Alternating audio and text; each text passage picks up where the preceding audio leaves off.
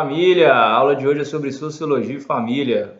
Começando essa aula com som de titãs. Família. É engraçado, né? Quando nós paramos para pensar, todo mundo nasce numa família. Você pode até não gostar da sua, não escolher, é claro, mas família, a gente nasce em uma. Mas será que a família sempre foi essa instância que a gente conhece? Papai, mamãe, vovô, vovó, tio, será? Vamos ver hoje. Valeu! Pessoal, antes da gente entrar nesse termo especificamente, né, da sociologia da família, eu acho que um fator fundamental que nós não podemos esquecer é o processo de socialização. A sociedade, de modo geral, é uma construção humana. Nós temos que perceber isso. Entretanto, o ser humano também é suscetível à influência ou às influências do meio social no qual está inserido. Os integrantes da espécie humana não conseguem sobreviver isolados, nem se desenvolver sem uma interferência de um grupo na formação de sua individualidade. A relação, né, como nós podemos compreender, entre indivíduos e sociedades em que estes vivem é estudada pela sociologia de acordo com o conceito de socialização. Esse é o termo utilizado. Esse conceito procura estabelecer os parâmetros de análise do processo pelo qual a sociedade concebe os indivíduos e como os indivíduos a sociedade. Podemos dizer, portanto, que a socialização é o processo de assimilação dos códigos e padrões culturais de um grupo social por parte dos diferentes indivíduos que o constituem, contribuindo para integrá-los. Esse processo se inicia no nascimento, não é? Na mais tenra idade, quando o bebê ainda é recém-nascido, e continua por toda a vida, por meio de um contato permanente de uma pessoa com a outra, ou entre pessoas, ou entre grupos, ou entre instituições. Enfim, nesse processo inicial de socialização, a família cumpre um papel fundamental, e por isso é a grande importância dessa concepção de família para a sociologia. Mas vamos seguir. Continuando, pessoal, o que eu estou tentando aqui expor é que a família ela pode ser interpretada assim como uma instituição social, ou seja, num sentido sociológico, esse termo instituição não implica necessariamente uma estrutura material nem uma organização formal, mas sim em um padrão amplamente aceito de ação que tenta atender às necessidades criadas pelos agrupamentos humanos ao longo do tempo. A família, nesse sentido, é um exemplo de instituição social, pois é uma forma socialmente reconhecida de relacionamento entre indivíduos, que supre as necessidades sociais, como a reprodução e construção de um ambiente de socialização primária. E apresenta um caráter normativo, como as regras, como monogamia, idade mínima e proibição no casamento entre membros do núcleo familiar. E, sobretudo, a família desenvolve, né, tem, em relação à sociedade, um grande apreço simbólico, porque ela é socialmente valorizada e que carrega em si um conjunto de outros valores, como o amor conjugal, o conflito familiar, o acolhimento material, entre outros. Mas o que nós podemos entender, de modo geral, já prevendo a nossa análise, é que há uma grande variedade de tipos e arranjos familiares no mundo. Então, eu gostaria de perguntar algumas coisas para vocês e que vocês pensassem. Como é a organização da sua família, né? Como é a sua família? Que imagem vem à sua mente quando você pensa nesse assunto? Será que família é um grupo formado por pai, mãe, filhos vivendo na mesma casa? Ou você incluiria avós, tios e primos, ainda que nem todos morem juntos? Quem mais você considera parte da sua família? Enfim, existem mil possibilidades de respostas. E essas mil possibilidades quer dizer que a palavra família, atualmente, é usada para designar grupos bastante distintos, que vão além da estrutura antes chamada de nuclear, composta das figuras paterna e materna dos filhos, todos vivendo sobre o mesmo teto. Durante muito tempo, o que podemos perceber, perante o Estado brasileiro, somente esse modelo de família era considerado legítimo. Isso significa, por exemplo, que apenas as famílias formadas por um casal heterossexual e de filhos e seus filhos tinham acesso a direitos como herança, o registro formal de casamento feito pela Igreja Católica ou perante o Estado. Também era necessário para que esse grupo fosse considerado uma família aos olhos da lei, ou seja, o casamento religioso também possuía uma grande valorização e que hoje gradativamente vem perdendo espaço para o casamento civil. Acho que recentemente outros modelos de família que sempre existiram estão sendo reconhecidos pelo Estado, garantindo ampliação dos direitos de pensão, divisão de bens, adoção de herança, entre outros. Assim, chegamos a uma concepção mais ampla de instituição familiar, que a caracteriza como um conjunto de pessoas que se relacionam entre si por laços afetivos, e não somente pelo casamento ou pela filiação. Assim, talvez, para nossa análise aqui, o conceito popular de família possa ser substituído pelo conceito sociológico, né, de laços de parentesco.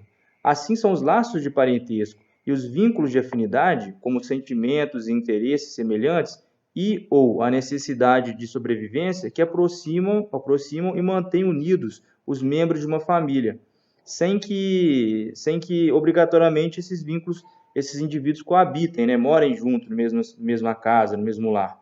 O parentesco é um sistema de alianças diretas entre pais, avós, irmãos ou colaterais, tios, primos, que ordena a vida social com especificidades no tempo e em diferentes sociedades. Os integrantes de uma rede de parentesco se reconhecem por meio de uma complexa lógica de classificação social, que varia entre diferentes grupos. Ou seja, os sistemas de parentesco das sociedades ocidentais, né, o pai, mãe, filhos, avós maternos e paternos, primos, tios, etc., tendem a se distinguir dos sistemas das sociedades indígenas, por exemplo, cuja diversidade das alianças e dos vínculos de consanguinidade dos grupos foi objeto de muitos estudos. Estou dizendo isso porque não há um único modelo de estrutura familiar, podendo variar o número de membros e a composição de cada uma. Muito provavelmente, uma das grandes dificuldades que nós temos de perceber assim os laços de parentesco em sua multipotencialidade se dá porque a concepção hegemônica de família, que tem persistido nos últimos séculos, é de um grupo social constituído basicamente pelas figuras do pai, da mãe e dos filhos, o que convencionou denominar família nuclear. Nos dias de hoje, porém, é importante frisar que o Estado reconhece como famílias, né, outros tipos de grupo, mães e pais solteiros, cada qual com seus filhos, crianças criadas por seus avós e casais sem filhos. Outra configuração familiar hoje conhecida pelo Estado é aquela em que a relação afetiva se dá entre pessoas do mesmo sexo, além de famílias como filhos de outras uniões. Ou ainda podemos dizer que o grupo familiar tende a se manter unido por relações sociais, econômicas e afetivas, mesmo quando seus membros não residem no mesmo domicílio. Se incluirmos nesse conjunto os ascendentes, os descendentes e os que se agregam ao grupo familiar indiretamente, estaremos nos referindo à família extensa, que é o outro modelo possível de família, diferente da família nuclear. Então, reparem bem, o que estou tentando defender aqui é que o grupo familiar, enquanto instituição social, é dinâmico, ou seja, assim como sofre influências do contexto social em que se insere, também contribui para promover ou apoiar mudanças nesse meio. Dessa forma, entende-se porque a família nem sempre foi como a conhecemos hoje. Em seu livro, Casa Grande Senzala, Gilberto Freire ressalta que o grande fator colonizador do Brasil desde o século XVI não foi o indivíduo, ou o Estado, ou qualquer outra companhia de comércio, mas a família, a unidade produtiva, o capital que desdobrava o solo, desbravava o solo, instala as fazendas, compra os escravos, bois, ferramentas, a força social que se desdobra em política, constituindo-se na aristocracia colonial mais poderosa da América, como ele mesmo dizia. Então, sobretudo, o que podemos notar é que os laços de parentesco, ao serem percebidos enquanto, ou como uma instituição social, são factíveis de mudanças e rearranjos históricos. Por exemplo, no fim do século XIX e início do século XX, a organização familiar no Brasil recebeu influência dos imigrantes vindos de vários outros países europeus, como também os asiáticos. Eles tiveram um papel importantíssimo na produção agrícola e industrial do país. Esses imigrantes construíram famílias numerosas e na condição de liberdade puderam mantê-las unidas, preservando e recriando costumes e tradições de seus países de origem, influenciando assim as estruturas familiares aqui já estabelecidas, que agregaram à cultura local valores sociais e novas formas de educar e socializar as crianças. No meio rural, sobretudo, as famílias costumavam ser numerosas e os filhos, desde cedo, compunham a mão de obra para a lavoura. Com as modificações no campo, né, modernização, mecanização da agricultura, diminuição da necessidade de mão de obra, antes essencialmente de origem familiar, e o desenvolvimento da agroindústria, na segunda metade do século XX, muitas famílias migraram para os centros urbanos em busca de melhores oportunidades. Essas famílias atuaram como agentes de mudança no Brasil, que se urbanizavam ao mesmo tempo que eram forçadas a se adaptarem à moradia nas cidades e novos modos de vida, ao trabalho industrial ou às tarefas que até então desconheciam. E para finalizar essa aula, o que nós podemos perceber é que essa estrutura familiar, né, ou essa estrutura de parentesco, ela é factível, como eu disse, ela é factível a mudanças históricas em dinâmicas sociais diversas.